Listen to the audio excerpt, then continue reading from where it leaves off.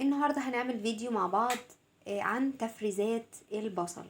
هو البصل بيتفرز، ايوه البصل بيتفرز علشان يسهل عليكي كتير جدا في اي وقت، مش شرط بس شهر رمضان، انا بعمله طول السنة.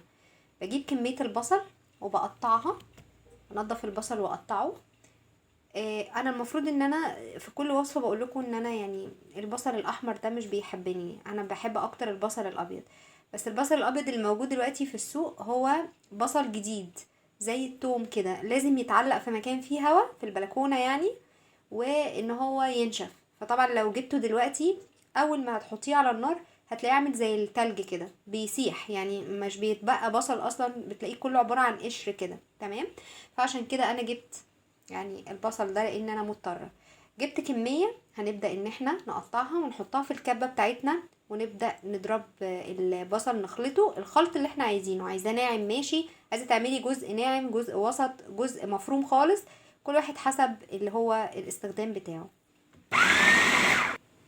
طبعا انا هنا بعد ما خلصت الكميه كلها وحطيت في اكياس، بتجيبي كميه توم وتقطعيها شرايح تخينه كده، تكون الشرايح مش رفيعه، وتحطيها على البصل بتاعك. الحركة دي ممكن تستغني عنها بس ما تقلقوش، يعني هو الثوم مش هيتحرق ولا حاجة. وهنقلب كده، وبعدين بنجيب الكيس. انا طبعا عملت كمية، بتحطي ادي 1 2 3.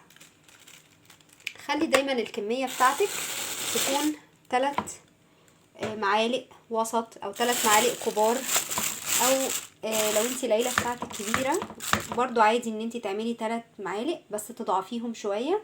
وتكون كل كيس يعني لو انتي عايزه تطلعي ازيد بتطلعي. برضو ملحوظه وانتي بتقطعي البصل، تجيبي طبق تمليه ميه وتحطي فيه ربع معلقه سكر، وتحطي البصل جواه قبل ما تقشريه، وتبداي تقشريه جوه الميه، علشان طبعا تقشير البصل مش عايزه اقول لكم هو دي اكتر حاجه تبقى صعبه معاكم الموضوع، بس الايه ان هو بيتعب العين شويه. بعد كده بتبداي تبسطيه كده، عايزينه يبقى رفيع جدا جدا. انا طبعا مش مالكه ان انا اوريكم في الكيس، هوريكم بقى اللي انا عملت منهم. بصوا رفعتها خالص كده، وبعدين تنيت الكيس ازاي. انا ما قفلتش الكيس، ادي الكيس بتاعي، وانا بتنيه بقوم جايبه حته كده صغيره منه اقوم تانياها. عايزه بس اوضح، بقوم تانية طرف الكيس من هنا كده قبل ما اقوم قافلاه كده، عشان بس ما يبقاش البصل مكشوف في قلب الفريزر. تمام. وبتحطيه كله بنفس الرفعه، شايفين السمك؟ كل ما ترفعي كل يبقى طبعا يبقى افضل جدا. عايزه اقول لكم الطريقه دي هتفيدكم جدا. طبعا انتوا عارفين انا بحب الحاجات اللي بتبقى الوقت بتاعها بينجز كده. بتطلعي تحطيها على طول في الزيت بتاعك وتشتغلي في الاكل بتاعك على طول. زي مثلا ايه الحاجات دي؟ زي اللحمه المفرومه، زي مثلا هتعملي فراخ مثلا وتحطي عليها بصل وكده، بدل ما تقفي تقطعي بصل هتحطي تسحبي الكيس من الفريزر وتحطيه على طول عندك في الطاسه بتاعتك، وتبداي ان انت تشتغلي الاكل على طول. عايزه اقول لكم الطريقه دي هتوفر عليكم جدا. كمان بقى حاجه مهمه قوي، مش هيخسر، يعني هيفضل معاكي لشهر رمضان كله. انت استفدتي بكل البصل وسبتيلك بس عدد بسيط كده عشان لو حابه تستخدمي حاجه خارجيه يعني، وبقيه البصل كله بتفرميه.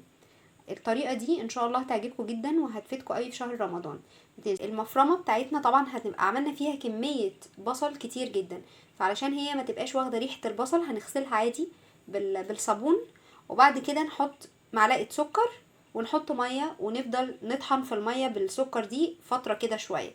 وبعدين هتلاقي هتغسليها وبعدين تسيبيها مفتوحه لحد ما تنشف خالص. دي بالنسبة للكبة او الخلاط او الحاجة اللي هتخلطي فيها البصل، علشان البصل ريحته تروح خالص.